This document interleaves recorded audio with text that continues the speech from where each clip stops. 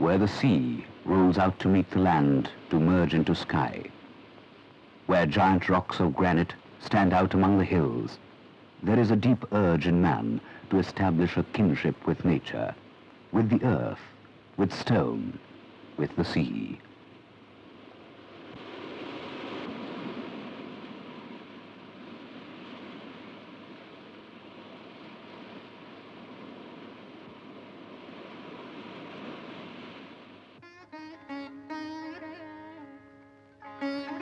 The ancients, when they saw this landscape, were deeply moved and inspired to build temples by the sea, monolithic shrines, caves in the deeper recesses of the hills, to God as homage from man.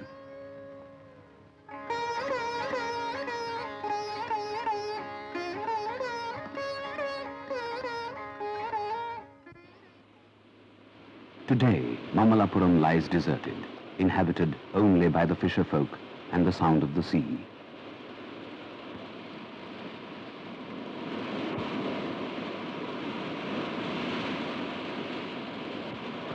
But once, 13 centuries ago, Mamallapuram was the most important port of its time. Its name spelt magic. The kingdom of the Pallavas spread its power by sea, by trade, by war, as far east as Java and Cambodia, as far north as Ayahole in central India.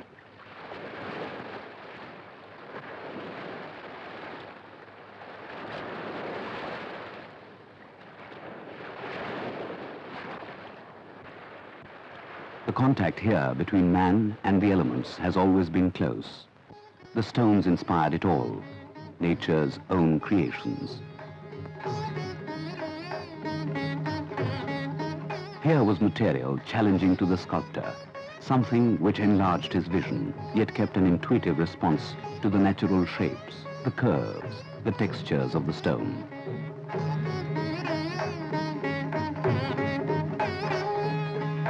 The freshness of vision was not only outstanding, it was never again to be paralleled.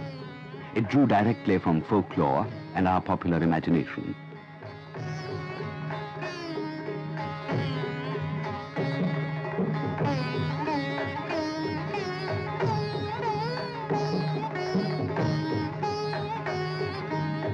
This landscape, which attracted the ancients, and the legends attached to the temples, have quickened the excitement of an endless stream of visitors.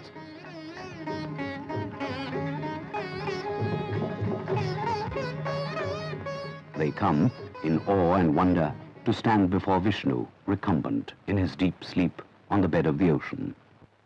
Anantasayan, divine God, releasing a remarkable sense of peace and radiance that seems in deliberate contrast to the opposite panel of Durga. Durga, with 8 arms flaying out in all directions. The story comes from the Markandeya Purana. She sprang forth, fully formed, like lightning, from the mountain to symbolize the power and weapons of the gods, to destroy the demon bull Mahishasura. Her whole body torqued like the bow she holds, an equation for the release of energy.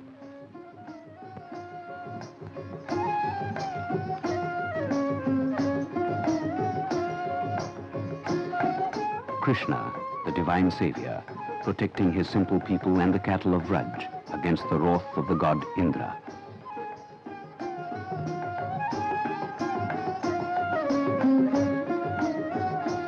As Krishna stands holding up the mountain Govardhan, so much else is going on at the same time, expressing what is best and most pure about the sculpture of the Pallavas.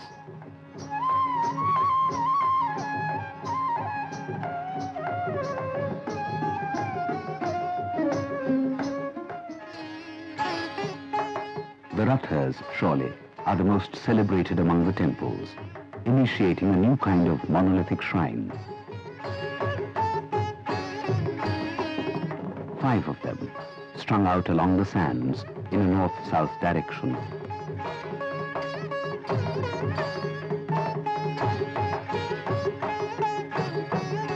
Carved whole out of a single sheet of whale-back rock, named after the epic heroes, Draupadi, Arjuna, Bhima, Nakula, Sahadeva and Dharmaraja.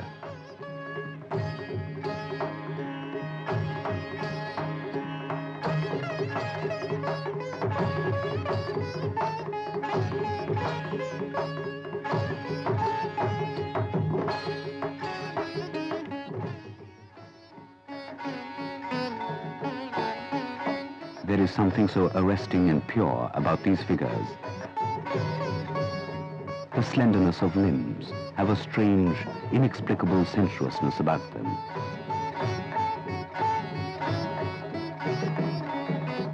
These are the masterpieces of Pallava art, retaining all the vigor, the dynamism of a new style. The gods are carved serene, but austere, as in this image of Shiva, merged with his consort, now half male, half female, Ardhanari. The genius of the Pallavas chose the hardest of rocks. This was new material, untouched by their rivals, never again to be forgotten in its impact.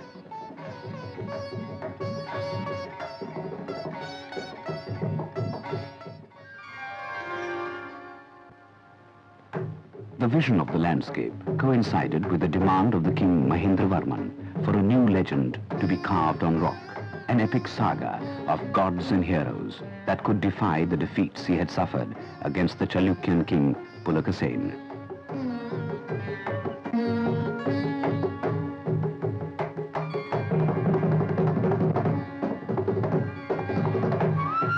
For the legend, they went to the Mahabharata, to Arjuna's penance in the deep forest, to be granted the boon of arms from Shiva. We see the great warrior transformed into the most severe of ascetics, emaciated from hunger and thirst.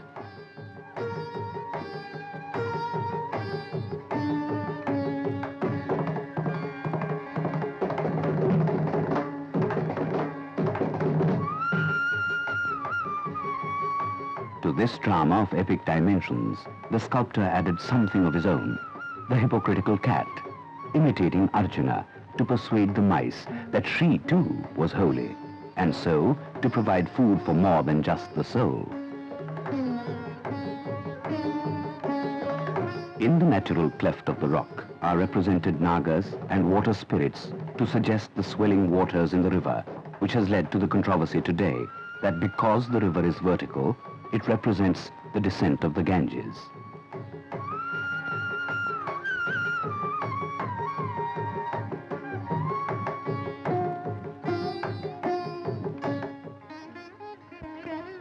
Yet, in fact, these are the most natural scenes beside a riverbank.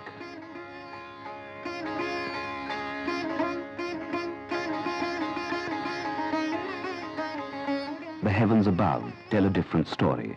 The Gandharvas ride the skies, exulting in joy at the final moment of triumph, when Arjuna is granted his reward.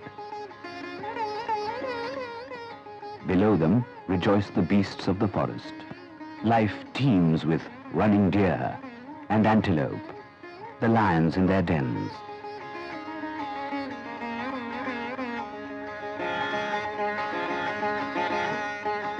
It is a hymn that extols the efforts of men and gods, a cosmic view of a whole universe in movement.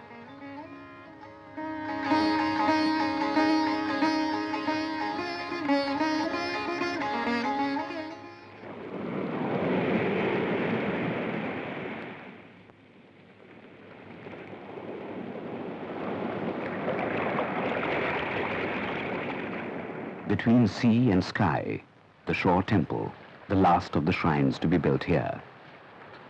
Nature, that once inspired it all, has begun to reclaim it as her due.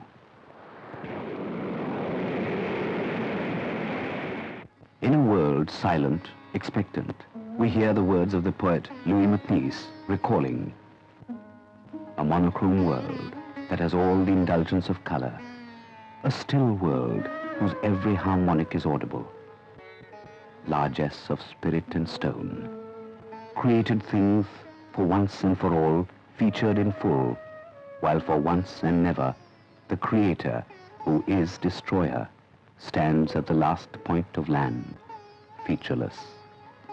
In a dark cell, a phallus of granite, as abstract as the North Pole, as alone.